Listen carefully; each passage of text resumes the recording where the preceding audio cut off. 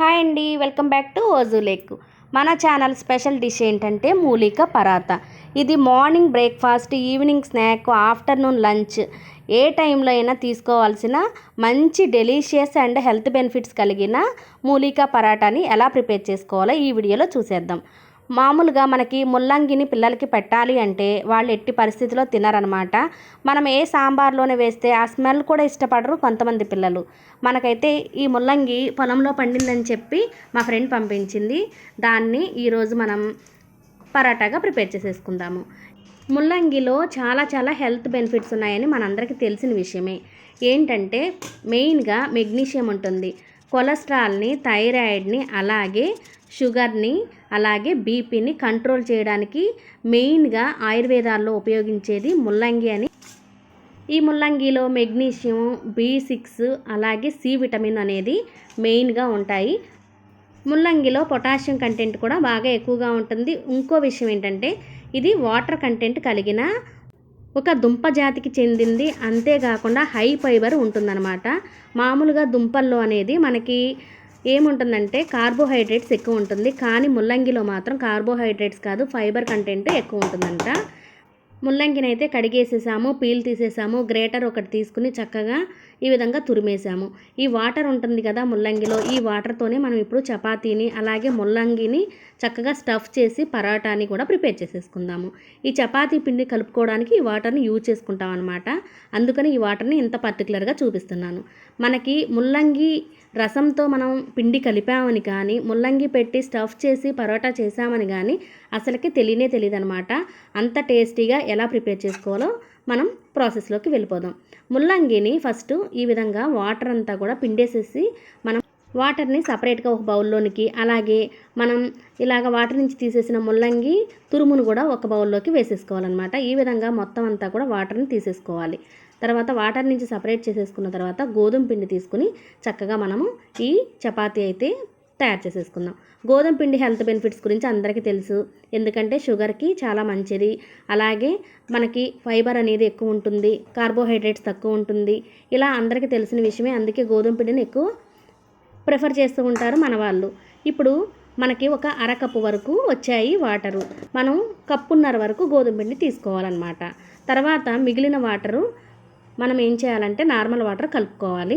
ఈ వాటర్తో ఫస్ట్ పిండిని ఈ విధంగా కలిపేసుకోవాలి. 1.5 కప్పు వరకు తీసుకున్న గోధుమ పిండిలోనికి టేస్ట్ తగినంత సాల్ట్ యాడ్ చేసేసి ఇప్పుడు మనం ముల్లంగి వాటర్ని కూడా యాడ్ చేసేసాం.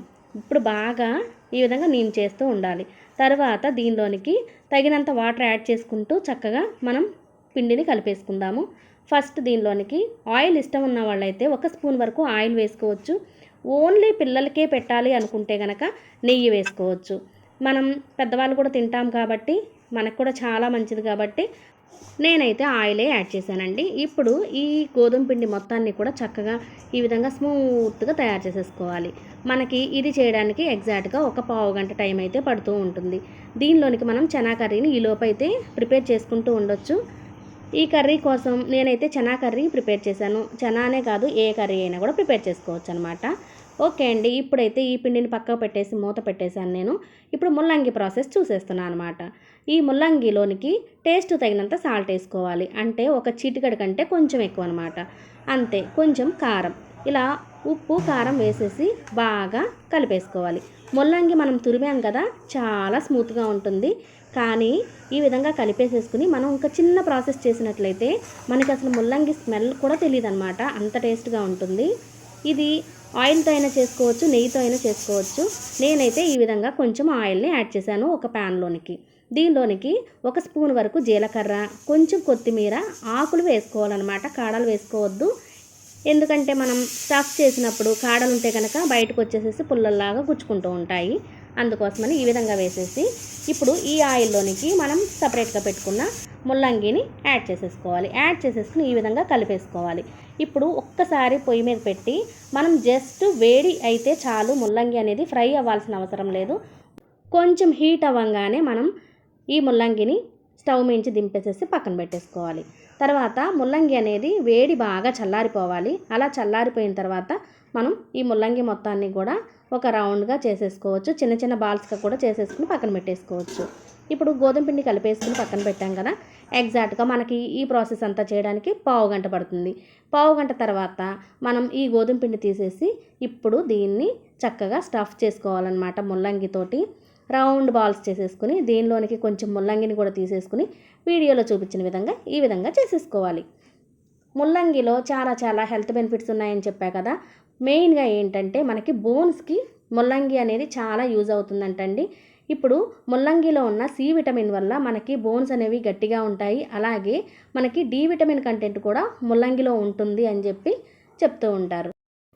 ముల్లంగిలో ఉండే పొటాషియం వల్ల మనకి కిడ్నీస్కి అయితే చాలా మంచిదంటండి. లివర్కి ఏమన్నా ఫ్యాట్ ఉంటే కూడా ముల్లంగి జ్యూస్ తాగితే చాలా మంచిదని కూడా మనకి హెల్త్ ఎక్స్పర్ట్స్ అయితే చెప్తూ ఉన్నారు. ఈ విధంగా మనం బాల్స్ అయితే ప్రిపేర్ చేసేసుకోవాలి. ఇలాగే చపాతీ పిండి మొత్తాన్ని కూడా నేను ఈ విధమైన బాల్స్ని చక్కగా రౌండ్గా ప్రిపేర్ చేశాను అనమాట. ఈ విధంగా చేసేసి మనం ఇప్పుడు వీటిని చపాతీలాగా ఒత్తుకోవాలి. ముల్లంగిలో ఉండే పోలిక్ యాసిడ్ వల్ల మనకి హార్ట్కి అయితే చాలా మంచిదంటండి. సి విటమిన్ వల్ల ఏమో మనకి చక్కగా హెల్త్కి అంటే జలుబులు దగ్గులు ఇలాంటివి రాకుండా ఉండడానికి చాలా చాలా ఉపయోగపడుతుంది. ఈ విధంగా మనం చపాతీ పిండిని బాల్స్ లాగా ప్రిపేర్ చేసేసాం. ఇప్పుడు దీన్ని చపాతీలాగా ఒత్తుకోవాలన్నమాట. మనం పిండి జల్లేసి ఒత్తేసుకుంటే ఇవి అంత మంచిగా రావు. అసలు చపాతీ ఏదైనా సరే మనం చేయాలి అనుకుంటే ఈ విధంగా ఒక పిండిని ఒక బౌల్లో వేసుకోవాలి. వేసుకొని గోధుమ పిండిని తర్వాత ఈ విధంగా చక్కగా మనం డిప్ చేసుకోవాలన్నమాట. అలా చేసిన తర్వాత మనం చపాతీ చేస్తే మనకి చపాతీ అనేది బ్రేక్ అవ్వకుండా వస్తుంది. అలాగే పిండి మొత్తానికి కూడా అంటుతుందన్నమాట. అందుకోసం అని చెప్పి మనం ఈ విధంగా చేసేసుకుంటున్నాం. ఈ విధంగానే మొత్తం పరోటాలన్నీ కూడా చేసేసుకోవచ్చు. తర్వాత ఫ్రై చేసుకోవచ్చు. కానీ మనం ఒక్కొక్కటి కూడా ఫ్రై చేసుకోవచ్చు అనమాట. నేనైతే ఒక్కొక్కటిగానే ఫ్రై చేస్తున్నాను. ఎందుకంటే వేడివేడిగా తినేవాళ్ళు ఉన్నప్పుడు మనం వేడివేడిగా వేసేసి పెట్టేస్తుంటే వాళ్ళకి చక్కగా వేడిగా తిన్నామనే ఫీలింగ్ ఉంటుంది. మనకు కూడా చాలా ఫాస్ట్గా అయిపోతుంది అనమాట. అందుకోసం అని చెప్పి ఇలాగా ఒక ప్యాన్ తీసుకుని ఆ ప్యాన్ మీదకి ఈ పరోటాలన్నిటిని కూడా వేడి చేసుకుంటూ చక్కగా ఈ విధంగా వేపేసుకోవాలి. ప్యాన్లో కొంచెం ఆయిల్ కావాలనుకుంటే వేసుకోవచ్చు, లేదా నెయ్యి కూడా వేసుకోవచ్చు. పిల్లలకైతే నెయ్యి వేయండి, మనకైతే ఆయిల్ లైట్గా వేసుకోండి, లేదంటే ఆయిల్ లేకుండా కూడా మనం దీన్ని కాల్చుకోవచ్చు అనమాట. ఈ విధంగా నేనైతే కొన్నాటిగా ఆయిల్ వేసాను, కొన్నాటిగా ఆయిల్ వేయకుండా కూడా కాల్చేసాను. ఇప్పుడు ఈ పరోటాని చక్కగా రెడీ అయిపోతుంది కదా. కొన్ని పొంగుతాయి ఆయిల్ వేస్తే, కొన్ని ఆయిల్ వేయకుండా కాల్చినవి మాత్రం పొంగవన్నమాట. బాగా పొంగవండి, ఎందుకంటే లోపల ఇవి మనం స్టఫ్ చేసాం కదా ముల్లంగి, అందుకోసమని బాగా హెవీగా అయితే పొంగదు. ఈ విధంగానే ఉంటుందన్నమాట. కానీ మనం ఈ చపాతీని ఇలా తుంచి అలా తింటుంటే మాత్రం చాలా మెత్తగా ఉంటుంది. ఎందుకంటే కొంచెం ఆయిల్ వేస్ట్ చేసాం ఒకటి, అంతేకాకుండా ముల్లంగిలో వాటర్ కంటెంట్ ఉంది కాబట్టి ఆ వాటర్తోనే మనం కలిపాం కాబట్టి ఇది చాలా మెత్తగా ఉంటుందన్నమాట. ముల్లంగి అనేది చాలా సాఫ్ట్గా ఉంటుంది. అందుకోసమని కూడా ఈ పరోటా అనేది చాలా మెత్తగా ఉంటుంది. మనం ఏమి గంటల తరబడి నానబెట్టవలసిన అవసరం లేదు. దీనికోసం ప్రాసెస్ ఓకే చేయవలసిన అవసరం లేదు. సింపుల్గా ప్రిపేర్ చేసేసుకోవచ్చు.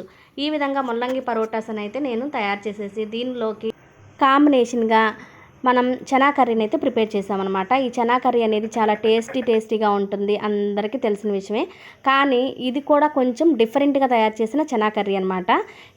మనం ఎక్కువగా హెల్తీగా తయారు చేసుకునే వంటకాలకే ప్రయారిటీ ఇస్తాం కాబట్టి అందుకోసం ఈ ముల్లంగి పరోటా చనా కర్రీ అనమాట.